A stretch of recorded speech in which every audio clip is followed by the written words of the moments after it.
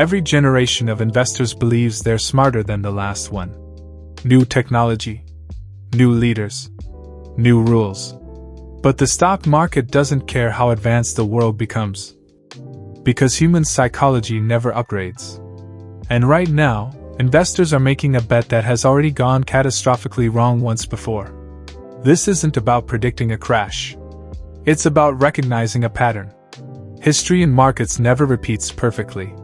The companies change. The headlines change. The technology changes.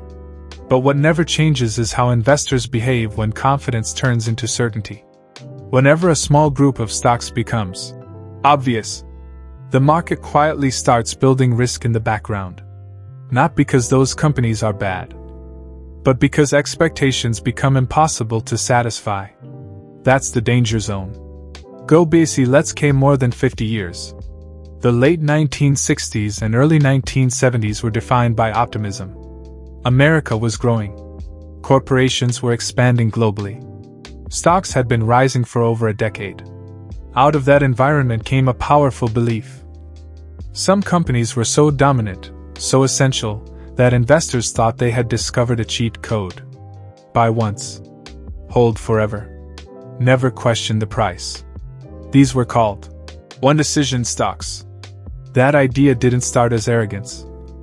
It started as confidence. This is the part many people misunderstand. These stocks were not speculative trash. They weren't hype-driven startups. They were industry leaders. Household names. Companies with real profits and real demand. Brands that felt permanent. And because they felt permanent, investors stopped caring about valuation. Price stopped being a risk. And became an afterthought. Here's a hard truth most investors learn the painful way. A great business can still be a terrible investment if you pay the wrong price.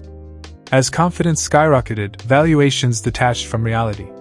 The assumption wasn't just growth. It was perfect growth forever. And once enough people believe that, the market becomes fragile.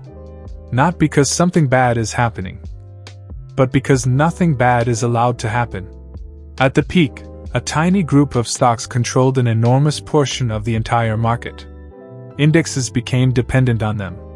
Portfolios became dependent on them. Returns became dependent on them. Diversification existed on paper, but not in reality. That's when markets become dangerous. Because when leadership breaks, there's nothing underneath to catch the fall. The collapse didn't start because investors suddenly changed their minds.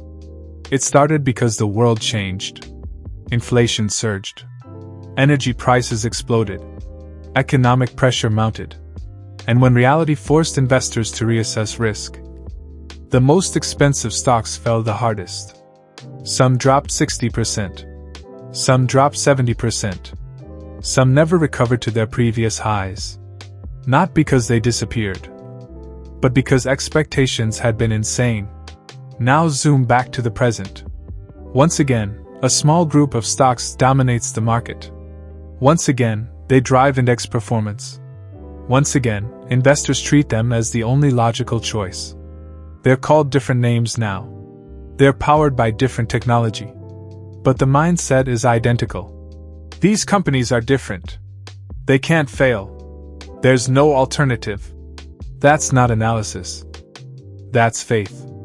The biggest similarity between then and now isn't valuation numbers or market caps. It's the story investors tell themselves. The story that innovation removes risk. The story that size guarantees safety. The story that dominance means immunity. History says otherwise. Every era believes it has found permanent winners. Every era eventually relearns humility. This is not a call to panic. It's not a prediction of collapse. Great companies can remain great for decades. But even the greatest businesses cannot outrun unrealistic expectations forever. Markets don't collapse because companies are bad. They collapse because prices assume perfection. The most dangerous words in investing are, "This time is different." Because every bubble is built on a convincing story. And every correction is blamed on bad luck. The market doesn't repeat history exactly.